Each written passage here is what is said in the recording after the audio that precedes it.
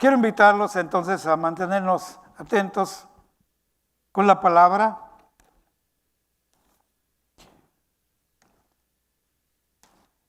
Estuvimos hablando sobre esa tarea, ese buen trabajo, con esas palabras sin mala intención ni manipulación, sino palabras de enseñanza, de amor, de cariño, con las que la abuela de Timoteo y su madre Eunice le trataron, lo prepararon. Y la tarea específica que hicieron ella fue depositar las Sagradas Escrituras en la vida de Timoteo. ¿Dicen amén? La Biblia se encarga de aclarar en el capítulo 16 de Hechos, es ahí por capítulo 16, donde dice que había cierto joven llamado Timoteo, hijo de una madre judía y de un padre griego. Solo me detengo aquí para hablar de esas mujeres gloriosas como Loida, como Eunice, madre y abuela de Timoteo, y ahora, ¿verdad?, mencionar un aspecto más glorioso de Eunice, que aunque su esposo no era creyente, era un griego, pero eso no limitó que junto con su madre, hermana Loida, depositaran sin más nada las enseñanzas de la palabra del Señor. Esto facilitó el terreno para que Timoteo entendiera que aunque estaba la ausencia de un padre material ausente, había un padre espiritual, como hace rato confesaba nuestro hermano Edgar, dice amén. Hay un Padre de bondad y misericordia. En el libro de Corintios, si quiere ir tomando notas, en el capítulo 3, capítulo primero de 2 de Corintios, capítulo primero, verso 3, hay una declaración gloriosa donde dice: bendito sea el Dios y Padre de nuestro Señor Jesucristo. Y lo declara como es Él. Un Padre de misericordia y Padre de toda consolación. Hermanos, cuando la madre, el padre hace su trabajo sin ventaja, simplemente deposita esto en la vida de sus hijos, los hijos absorben, toman, y aunque por algún tiempo quizás no obedezcan, o los ves como que no les interesa, ¿sabes qué? Nuestra tarea está hecha. Y quizás no los veamos muchos convertidos, pero esta palabra no vuelve vacía. ¿Sabe cuál fue el enfoque principal de las enseñanzas de Loida y de Eunice para su hijo Timoteo? Fue: estas enseñanzas te pueden hacer sabio para la salvación en Cristo Jesús. ¿Qué quiere decir? Te pueden hacer sabio. ¿Por qué? Porque lo que enseñaron, el niño dejó de ser niño, fue joven, adolescente y adulto, y ahora él toma la decisión y queda la enseñanza, y entonces toma la decisión: me abrazo a la enseñanza que me dejaron, por lo tanto esto me da salvación en Cristo Jesús. Es cuando nuestros hijos se hacen sabios para alcanzar esa salvación también. Así que vimos el lado negativo de Rebeca. ¿Se recuerdan, hermanos? De Génesis 27. Una mamá manipuladora. Yo dije que ya había un problema ahí entre ellos desde el principio, y es que Isaac amaba a Esaú. Así lo dice la Biblia. Y Rebeca amaba a Jacob. O sea, cada quien con el suyo. Hablando de, ¿cómo le podemos decir? En México les dice preferidos, chiqueados. En Centroamérica, ¿cómo se les dice? ¿Favorito? En Ecuador, ¿cómo se les dice? Engreídos. Y bueno, si le seguimos, hay un montón, ¿verdad?, de nombres, que muchas veces estas situaciones precisamente están marcadas por esa, vamos a ponerlo así, esas diferencias ya en el mismo hogar. Durante la semana alguien me dio una llamadita por teléfono. Hermano, ya leí todo el capítulo 27 de Génesis y yo no encontré que Esaú era amado por Isaac y que Jacob era amado Dije, bueno, es que yo te di la historia de ello, pero la historia no comienza en el 27. Lo que me da gusto, le dije, es que te pusiste a leer, y si logré eso, ya gané, gloria a Dios. Quiero preguntar si alguien encontró donde la Biblia dice que Isaac amó a Esaú, y dice por qué, por la comedera que le traía a él. Declara eso. Sé que también era con cierto, ¿qué podemos decir? Te amo porque me das de comer lo que me gusta. ¿Cómo le podríamos llamar a eso? Interés, ¿verdad? Así que, no voy a dar la escritura. Me gustó esta llamada porque quiere decir que hay que leer más. Ya les ayudé diciéndole que no está en el 27, pero también les aclaré que la historia de Isaac, de Rebeca, de Saúl, de Jacob, no empieza en el 27. Yo les leí la escena donde él ya está viejo, está enfermo, ciego, y la mamá pues bien metichota, ¿verdad? Sí, porque Esaú ya estaba casado. Y hasta eso le molestaba. Yo sé que aquí no hay mamás que se meten con los hijos. Dios las bendiga. Pero yo hablé solo 27, pero hay mucho más que sacar de ahí. Nomás le vuelvo a repetir, sí tenía cada uno su preferido. ¿Dónde está? Entre Génesis y Apocalipsis. ¿Cómo lo va a encontrar? Leyendo. ¿Cuántos dicen amén? Esa será su tarea. Es un reto para el año 22. ¿Dicen amén? Así que allí está en la escritura.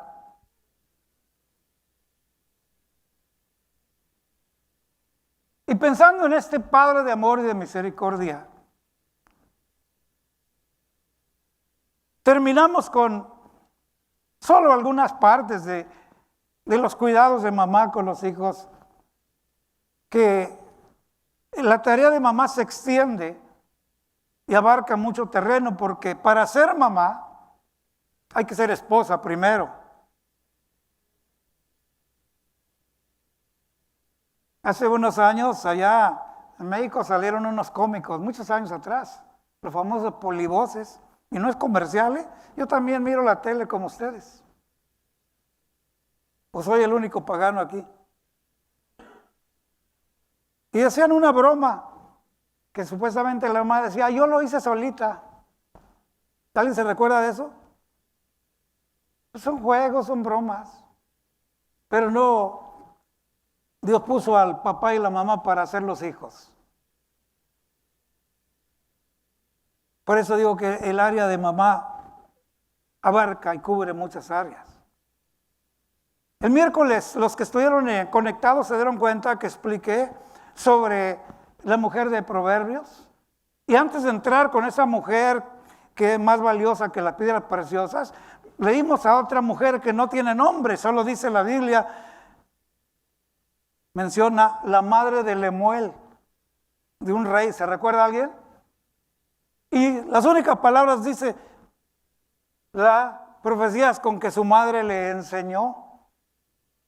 E inmediatamente usted lee Proverbios 31 del verso 2 al 9 y está todo lo que la mamá de Lemuel le enseñó a Lemuel, un rey. Y en todo eso usted no puede ver otra cosa sino el cuidado de Dios a través de una madre para la dirección de la vida de un hijo. ¿Dicen amén? Leímos al principio en Proverbios que papá da la instrucción y mamá mantiene la dirección. Es un trabajo completo.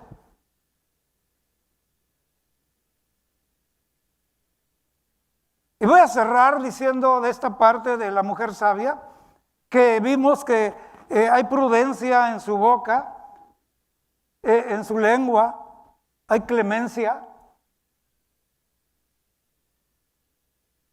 Y que además de todo su esposo es conocido por los ancianos.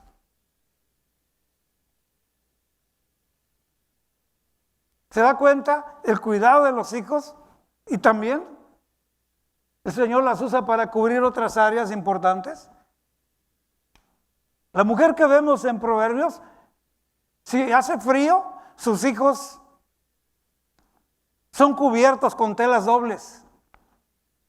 Vela por ellos. La enseñanza que podemos ver es que hay prudencia en sus labios, no habla al azar. En su lengua dice hay clemencia. Y una infinidad de cosas, pero hay algo bien glorioso. Los ancianos conocen a este hombre porque hay una mujer detrás que lo apoya. Sin embargo, yo en los tiempos que tengo, en 50 años que sirvo al Señor, yo conozco 2 que 3 mujeres que bien que andan mal recomendando a su esposo. Y tiene mala fama por lo que ella ha dicho. Pero en este caso dice, es bien conocido por los ancianos. Y luego vuelve a hablar de ella, de sus acciones, y dice, sus hijos, sus hechos, la alaban en sus puertas. Sus hijos se levantan y la llaman mamá, dichosa 3 veces. Y luego hace un punto y aparte y dice, y su esposo también la alaba. Pero si bien es cierto, Proverbios dice también que con mujer rencillosa no, es mejor vivir allá en un tejado que vivir ahí con una mujer que parece gotera. ¿Alguien tuvo gotera en sus casas alguna vez? Ya estamos hasta dormidos y mamá puso la cubeta o algo y está tan, tan, tan. ¿Por qué la Biblia dice eso? Recién convertido, Dios me permitió estar en Veracruz, México, y fui a la prisión que estaba a la orilla del mar. San Juan de Ulúa. ¿Alguien oye hablar de San Juan de Ulúa? Era una prisión de años atrás. Y el guía que nos llevaba nos llevó por los diferentes lugares. Y algo que nunca se me olvidó, y es que yo no le daba sentido a lo que decía que la mujer es como gotera. En otras palabras, ¿quién quiere vivir con una gotera? Y cuando estuve allí se me abrió el panorama. Había un hueco entre las piedras mismas de la roca de, ¿cómo se llama la roca? Cantera, que medio fabricaron, un hueco, metían a un hombre parado ahí y inmediatamente la reja frente a él, es decir, no había ningún espacio, roca por los 2 lados, a los lados, a la espalda, no había donde moverse, y aquí las rejas. Y la razón que los ponían allí, porque allí arriba había una gotera de las aguas del mar. Esa gotera agujeraba la cabeza de ellos con el tiempo y los desbarataba, una sola gotera. Entonces uno se queda sorprendido y luego vamos a la Escritura. Bueno, Dios bendiga a las mamás. Y que no solo este mes de febrero, sino toda la vida, se celebre el amor en las familias. ¿Cuántos dicen amén? Y sobre todo porque tenemos el conocimiento de Dios. No, y los hombres no nos quedamos lejos, para allá vamos. ¿Cuántos dicen amén? Para allá vamos. Así que una mujer como la de Proverbios 31, mujer virtuosa, pregunta, ¿quién la hallará? Hay que buscarlas, si las hay. ¿Cuántos dicen amén? Varones, démosle palmas a las hermanas virtuosas, con ganas. Hermanas, denle un aplauso a los varones. Son los proveedores, los que nos ayudan allí en el trabajo. Y cerramos. No es todo, es una parte solo de las áreas de una mujer como madre, como esposa. El lugar, el valor que le da a toda la familia. Pero también es cierto, Proverbios dice, la mujer sabia como esta, de 31 de Proverbios, edifica su casa. Pero dice, más la necia, con sus manos la derriba. Así que dejamos que la enseñanza de este Dios, este Padre de amor que nos creó, que nos formó, desde el principio también está su enseñanza y a través de los tiempos. Quiero ir rápidamente, pasamos con los varones. Varones, ¿están listos? Gloria a Dios, y dijeron amén. Nuestro Padre Celestial es un Padre de amor. Es el Padre fundador, no solamente de la palabra Padre, sino de las cosas, los cuidados que tiene un Padre para la humanidad.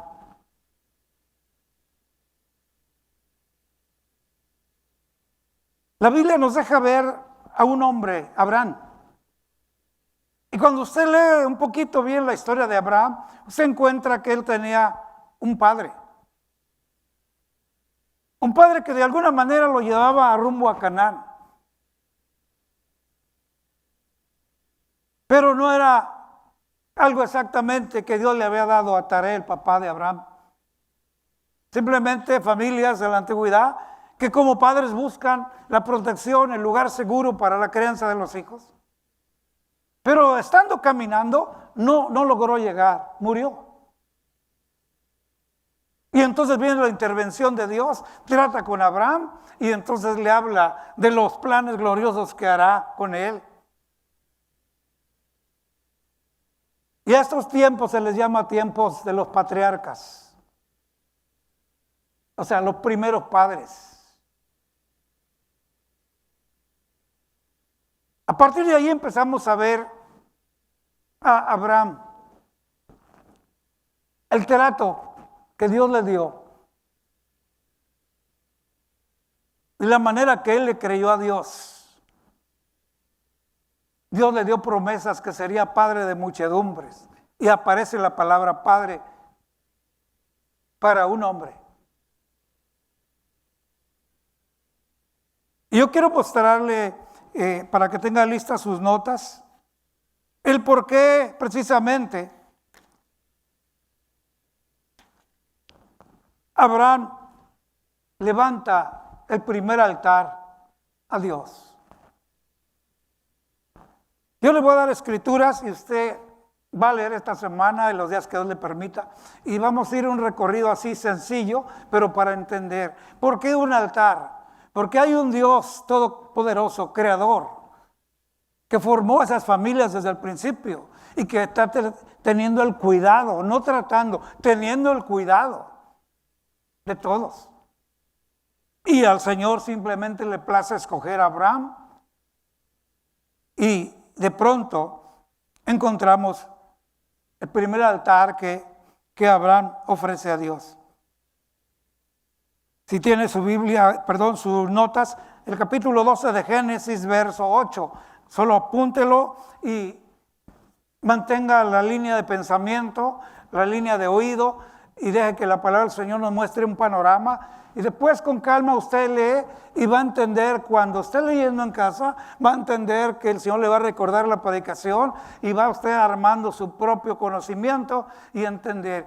El sentido de altar es que una mente desarrollada que puede pensar en los cuidados de Dios, como lo hizo Abraham, las promesas que le hace, no es otra cosa sino un Dios que merece la gloria y la honra, y por lo tanto el hombre se empieza a ver a sí mismo y deja de pensar que él puede hacer algo bueno, perfecto, y no es así. Hay un Dios amoroso, perfecto, eterno, y yo soy de tierra, soy de polvo, y se complace en darme este lugar y cuidarme. Entonces, lo menos que puedo hacer es pedirle perdón porque me equivoco, y ofrezco y levanto este altar para sacrificar 2, 3 animalitos delante de Jehová. ¿Dicen amén? En otras palabras, el altar era una manera de acercarse a Dios. El altar despertaba un sentido del pecado, de la falla, y entonces hacer ese sacrificio delante de Jehová, no delante de cualquier cosa. ¿Dicen amén? Y de esa manera recibir misericordia, perdón de Dios. Para eso eran los altares que se inician específicamente con Abraham. Ahora alguien dirá, no, pero hay otro altar. Sí, se lo voy a decir cuál. Cuando Abel trajo a Jehová de lo más gordo de su rebaño un altar y dice, fue grato a Dios. Ahí lo que estamos viendo es que el hombre, de lo mejor de sus animalitos, una mente desarrollada, que ve lo que Dios le ha dado, de lo que tiene, y que se tiene que corregir y quitarse el garro y meter el pecho, porque siempre es todo lo que yo he formado. Miren lo que he logrado. El hombre tenemos la tendencia de darnos el crédito. Pero una conciencia desarrollada de quién es Dios y quién soy. Soy polvo, soy tierra, no soy nada, Señor. Por lo tanto, de lo que tú me das, te lo ofrezco. Años más tarde Abraham lo dijo así, de lo recibido te damos, Señor. ¿Por qué? Porque no tenemos nada de nosotros mismos. Así que Abel, en su acto de hacer un altar, un holocausto a Jehová, fue grato. Representaba también ya desde ahí el sacrificio de Cristo. Dios lo usa para establecer. Pero ahora más adelante estamos encontrando a Abraham, un hombre que Dios le da grandes promesas. Y Génesis 8, nos deja ver que levantó ese altar en Betel. En Génesis 13:18 edificó otro altar en Hebrón. Pero los años siguen pasando. El hombre se hace viejo, tiene sus hijos, a Isaac, a Jacob. Y la enseñanza de un padre, volviendo al altar, ahora que me ponga atención, cuando los hijos que estaban en el proceso ven a un padre levantando un altar y declarando a Jehová, y declarando tanto que se le puede decir, gracias Señor, mi Padre, mi proveedor, mi refugio, mi roca. ¿Cuántos me están entendiendo? Y la prole está oyendo y está viendo. ¿Qué sucedía? Que los hijos crecen viendo. Espero que el Espíritu Santo empiece a trabajar con nosotros. Padres, lo que hacemos diario, los hijos lo ven.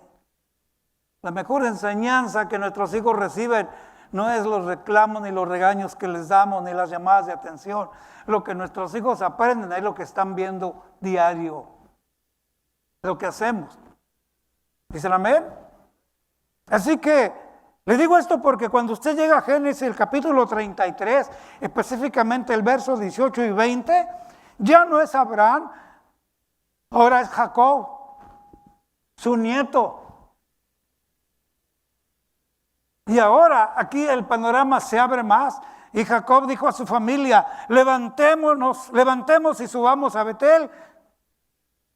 Y haré ahí un altar a Dios que me respondió en el día de mi angustia y ha sido conmigo en el camino que he andado. ¿Se da cuenta cómo trasciende esto?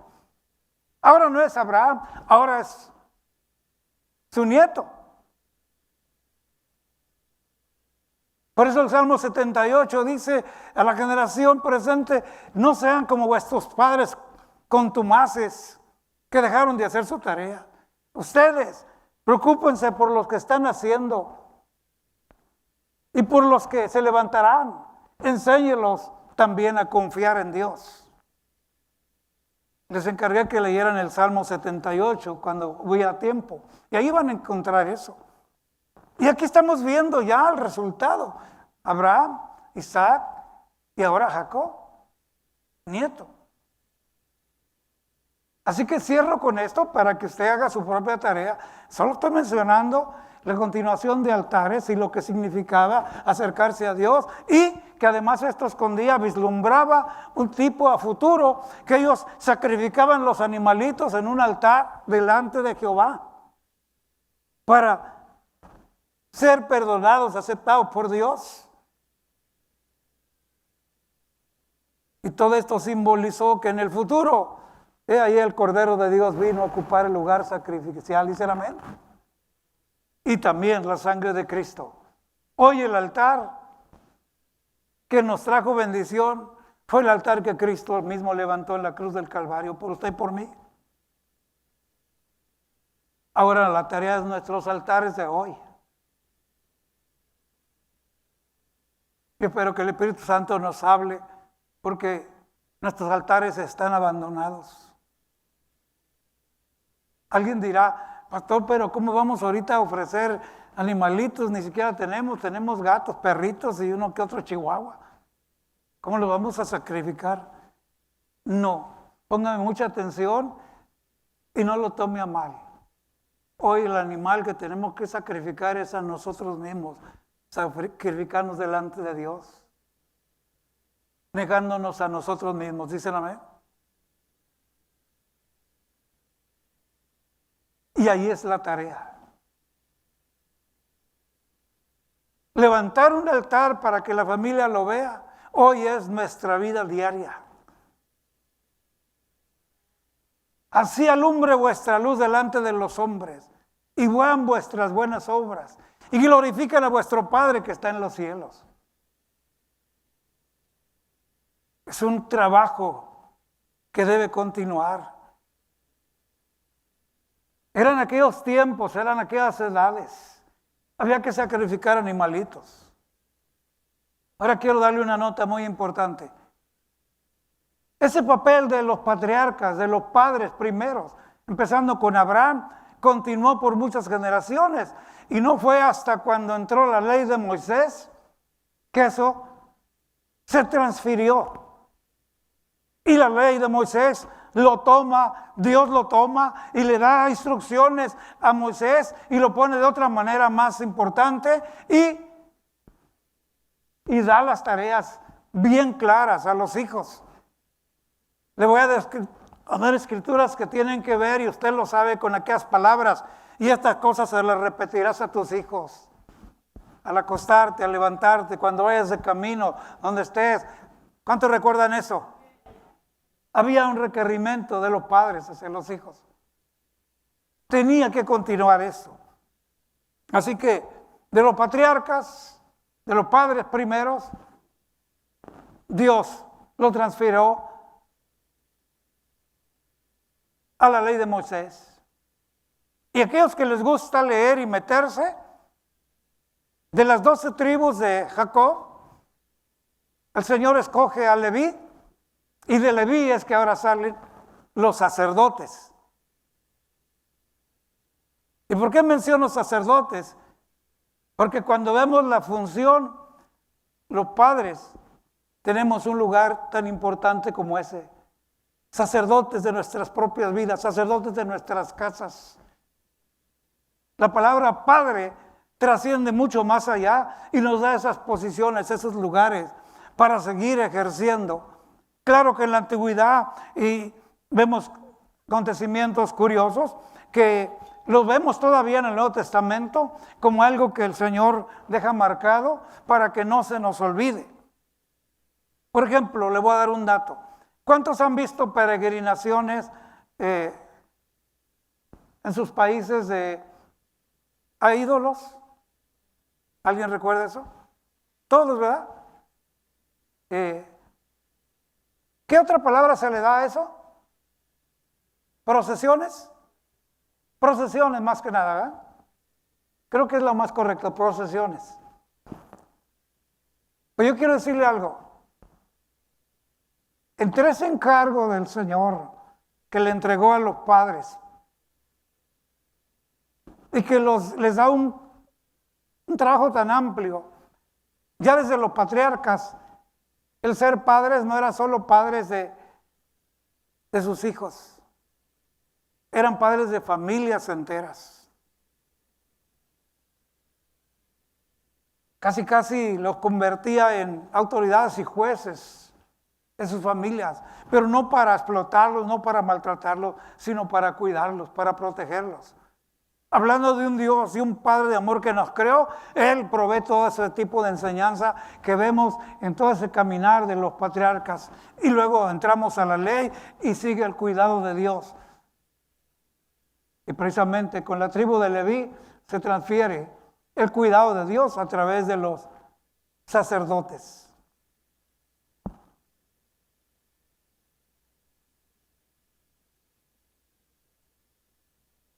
La Biblia está llena de enseñanzas gloriosas. Y por esa razón los hombres entendían cómo se ampliaba el panorama de cuidado. Y le doy la lectura de Éxodo capítulo 34, verso 23, donde para entonces ese padre, ese líder, amén, daba obediencia a Dios en lo que ahora el Señor decía. Hay que ir al santuario, hay que ir al lugar donde se alaba, se adora a Dios, donde se adora y se sacrifica, porque esa era la práctica de la antigüedad, ir a adorar y a sacrificar. Y en Éxodo 34, 23, había una orden: 3 veces al año se presentará todo varón delante de Jehová el Señor en obediencia. Pero esa era una peregrinación 3 veces al año. Cada padre de familia tomaba a su familia y vámonos a la peregrinación. ¿A dónde? Al lugar, al santuario, donde todos podemos ir, reunirnos, adorar y sacrificar. Se mantenía el sacrificar animales. Significaba a través de esa sangre buscar aceptación, perdón. Ahora, cuando todo varón, la orden era para todo varón, en general, pero en especial el varón principal, padre de familia, le daba una promesa. Dice: ensancharé, solo le doy las palabras fuertes porque hay mucho más. Ensancharé tu territorio y ninguno codiciará tu tierra. En otras palabras, no hay de que si voy en la peregrinación me voy con mi familia, nos vamos al santuario y se queda mi casa, mi ganado. ¿Qué va a pasar?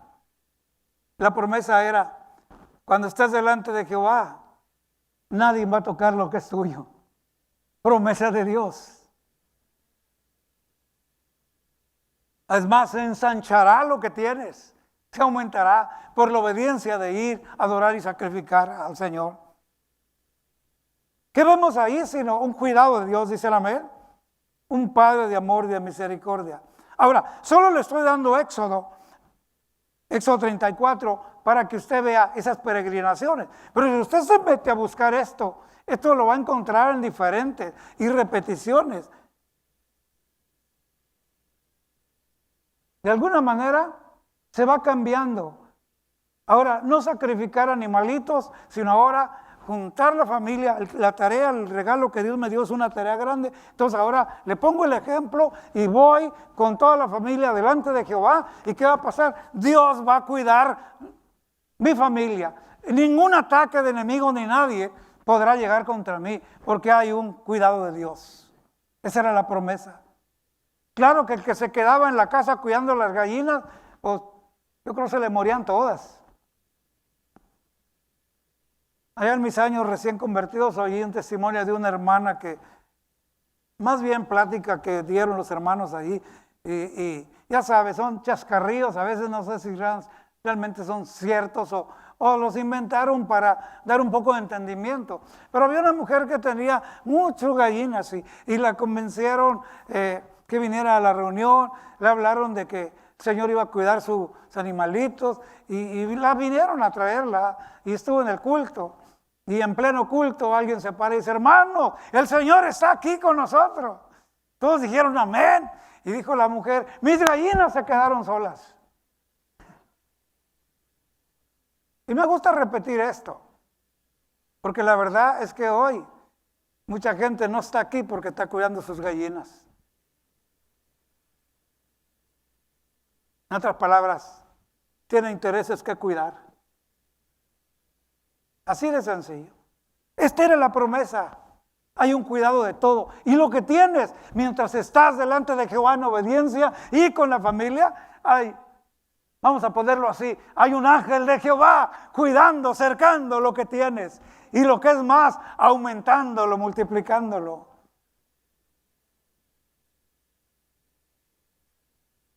La obediencia a Dios. En el capítulo 1 de Samuel, en el capítulo 1, solo le doy el último dato de estas peregrinaciones. En el verso 3 hay un personaje que se habla poco de él. Se habla mucho de la esposa, Ana, la madre de Samuel. Pero el nombre de él hasta ni se nos hace conocido. ¿Sabe cómo se llamaba? Elcana. No Elcana separado, como Canas, no, sino junto, Elcana. ¿Y sabe qué hacía este personaje? Obedecía esto exactamente. Tenía una familia grande, pero él tenía este hábito. Llegó el tiempo, son 3 veces al año que hay que ir al santuario del Señor. Y cuando usted lea esta historia, quiero que note algo. En una de esas idas de Elcana con la familia al lugar para adorar y sacrificar a Jehová, en uno de esos viajes, Ana, su esposa, oró al Señor porque no tenía hijos. Oró: Señor, dame un hijo. Y fue muy clara: y varón. Y lo dedicaré a ti el resto de su vida. Se habla mucho de Ana y de su oración, pero no se habla del Elcana. Y Elcana tenía el hábito de responder en obediencia a Dios. ¿Qué acabamos de decir? Mientras tú obedeces a Dios, Dios ensancha tu territorio. ¿Dicen amén? No nomás en las cosas materiales. Pero lo que podemos ver ahí, que Elcana obedeciendo a Dios, y con este buen hábito de obedecer a Dios y buscar de Dios, Ana ora al Señor, y en el tiempo de Dios nace Samuel y cumple su palabra. Ella lo dedica a Dios y lo dedica tan así que cuando ella dedicó el tiempo para él y lo puso en los terrenos de Dios, y Samuel más tarde se convirtió en el profeta más grande de Israel. ¿Cuántos dicen amén? ¿Por qué razón? ¿De qué estamos hablando? De los padres de familia que obedecemos a Dios. Hoy vamos a dejarlo así en suspenso, como en las películas. Continuará. ¿Cómo dicen en inglés, hermano Edgar? Bueno, eso, ¿verdad? To be continued, dice. ¿Cuántos se gozan que aquí hay suspenso, hay emoción, hay alegría, pero más que nada hay bendición? Levante la mano si alguien está siendo bendecido. Lo que tú y yo hagamos hoy con el temor de Jehová, por el bien de nuestras familias, es que tú y yo nos convertimos en un altar a Jehová. Y ahora me refiero a los padres de familia. ¿Dicen amén? Y si no estamos obedeciendo y cumpliendo, no te preguntes por qué pasa esto y aquello. Mejor humillémonos delante de Dios. ¿Dicen amén? Y pidamos misericordia. Recuerda, el hombre falla, pero su palabra no. Y cuando nosotros hemos dado su palabra a nuestras familias, esa palabra no vuelve vacía. Antes hará lo que Dios quiere. Nos sorprende a nosotros mismos. Porque si somos honestos, muchas de las bendiciones que hay en nuestra familia nos sentimos ridículos ante Dios porque ni siquiera estábamos pensando en eso, pero es su palabra. Porque hay una mujer cristiana como Eunice, ¿cuántos dicen amén? Cuando hay un hombre que no está cumpliendo. Porque hay una abuela que está orando. Dios bendiga a las abuelas. Bendigo la memoria de mi abuela que nos trajo el Evangelio. Bendigo la memoria de la hermana Eloida que tuvo a su hija Eunice y luego a Timoteo. Qué glorioso el Señor. Así que padres, la palabra padre es una palabra que usamos para comunicarnos. Permitamos que el Espíritu Santo nos sacuda y nos haga pensar para entender que muchas veces, por no decir casi siempre, nos queda tan grande la palabra. Que Dios nos ayude para llevar con dignidad esa palabra. Que nuestros hijos nunca puedan olvidar que nuestra vida en sí es un altar a Jehová. ¿Cuántos dicen amén? Y que un día, aunque no los veamos, ellos buscarán con sabiduría la salvación porque lo saben desde la niñez. Solo Cristo es el mediador entre Dios y los hombres. Todos nuestros hijos lo saben. ¿Cuántos dicen amén? Muy bien, aquí va la tarea. ¿Están listos, hermanos? Apunte Deuteronomio capítulo 6, del verso 4 al 9. Deuteronomio capítulo 6, verso 4 al 9. Primera escritura. La segunda escritura es Deuteronomio 11, del 13 al 21. Repito, Deuteronomio 11, del 13 al 21. Y por último, tenemos el libro de Números, capítulo 15, del 37 al 41. Nuevamente, Números, capítulo 15, verso 37 al 41. Repito una sola vez más los tres. Primero, Deuteronomio 6, del 4 al 9. Segundo, Deuteronomio 11, del 13 al 21. Tercero, Números 15, 37 al 41.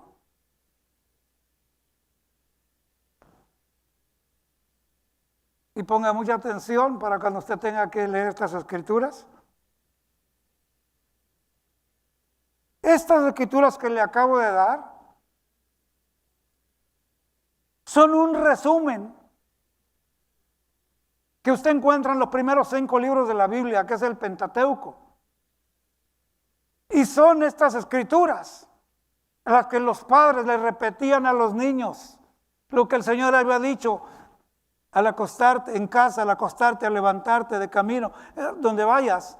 Y además va a encontrar especificaciones como una señal en tu mano, los apuntarás en los postes de tu casa, las traerás aquí en la frente, entre los ojos, es decir, para seguirla enseñando, repitiéndolo a tus hijos.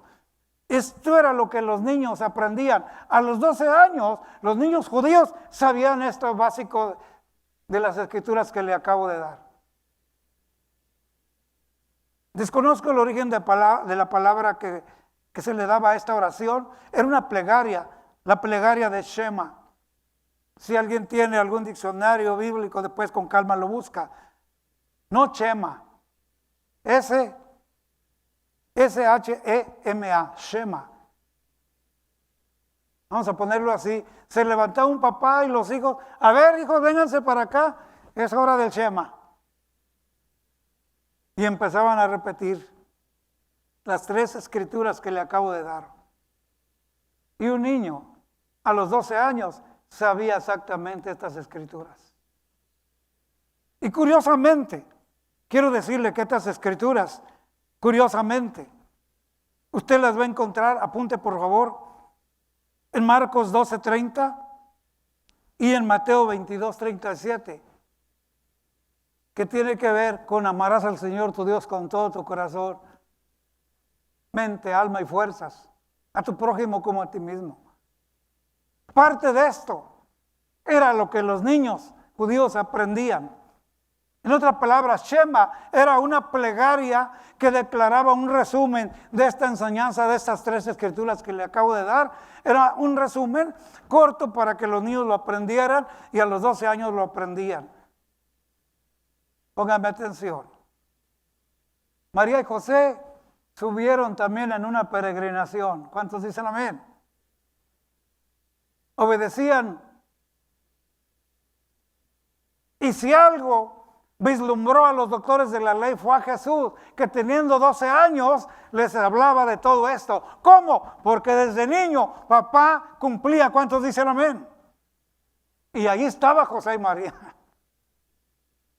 Y aunque era el hijo que Dios trajo por el Espíritu Santo, y aunque María sabía todo eso, dice que ella ha guardado todo esto en su corazón. Pero usted va a encontrar que el niño Jesús, en Lucas, cuando se extravía, María viene y le dice, oye, ¿por qué nos has hecho esto a ti, a mí, a tu padre? Te hemos buscado por 3 días con angustia. Es que la enseñanza era una y el orden, la disciplina era otro y lo cumplían. Y José y María con Jesús mismo lo cumplieron. Contestó el niño, En los negocios de mi padre me conviene estar. Yo creo que les estaba compartiendo el Shema, la oración, la plegaria. Estaban todos asombrados. Pero lea la Biblia y María corrige a Jesús. Mira ¿por qué nos has hecho así? Y cuando yo digo que María agarró a Jesús, ándele, vámonos para la casa. A Jesús. ¿Por qué lo digo así? Si usted lee bien, Lucas dice, y el niño crecía sujeto a ellos. Si usted no tiene mucho que hablar de José, le dejo una tarea. José asistió a estas obediencias de Dios. Su tarea fue con María hasta que desapareció de la historia. ¿Murió? No sabemos, pero cumplió su tarea con Jesús. ¿Dicen amén? Vamos a dejarlo aquí en esta tarde, ¿sí? ¿Cuánto prometen estudiar los 3 resúmenes de las 3 escrituras de esa plegaria? Y va a encontrarse que esas mismas se repiten en las últimas escrituras que le acabo de dar de Mateo, y que todavía hoy sigue firme. Amarás al Señor más que a tu casa y tu carro, más que a tu trabajo. Ay, medio lo amarás una vez al mes, al año, no, con toda tu mente, con toda tu alma, con todo el corazón y con todas tus fuerzas. Y a tu prójimo como a ti mismo. Obedece esto y esto cumple la ley y los profetas. ¿Cuántos dicen amén? Póngase de pie, por favor. Yo espero que los papás en este día hemos aprendido que Dios dio una tarea a los padres de la antigüedad. Ya vimos cómo lo hizo Abraham, lo hizo Jacob, lo hizo Isaac y muchos. Y después entra la ley de Moisés y esto se retoma y viene el cuidado. Lo repetirás, lo irás. Y bueno, ahí el Salmo 78 cuando quiera leerlo, porque hubo quien se olvidó de esto y dijo, no pasa nada.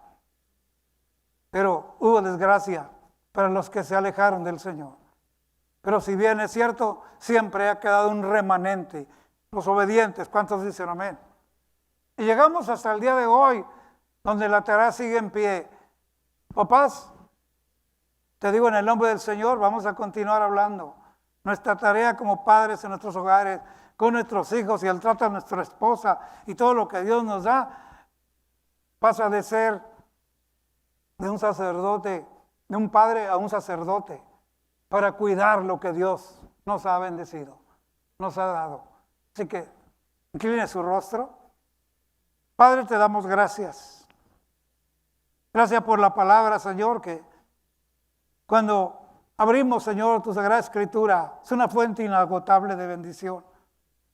Nos enriquece, nos muestra, Señor, hábitos gloriosos, prácticas, Señor, que podemos hacer, que podemos llevar a cabo, siendo ejemplo a nuestras familias, trayendo bendición a nuestros hijos, donde podemos celebrar días de amor, no una vez al año en cada febrero, sino diario. Es tan glorioso oír la llamada de un hijo, de una hija, en confianza, en amor. En una pregunta sentimos el interés. ¿Cómo estás, mamá? ¿Cómo estás, papá? Porque ha habido un trabajo. Y si hay alguien bendecido, son los hijos. Y ellos lo saben. Saben que no nacieron de una incubadora. No son pollitos. Son hijos de familia, fruto de amor. Ese amor de Dios derramado en nuestros corazones, que llega hasta nuestros hijos y va más allá, sigue a nuestros nietos y a la descendencia que viene.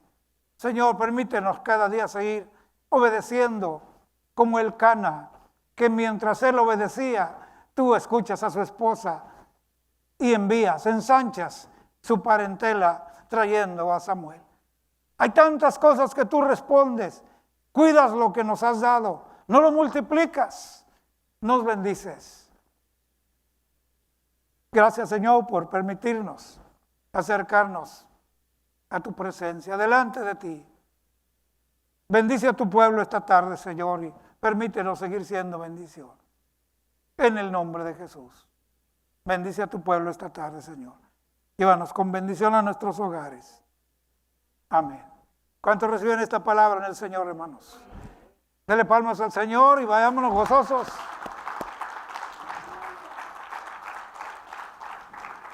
Prepare su corazón, estudie y vamos a ir viendo ahora otros aspectos de nuestro papel como padres. Dios les bendiga, Dios les guarde. Estamos despedidos.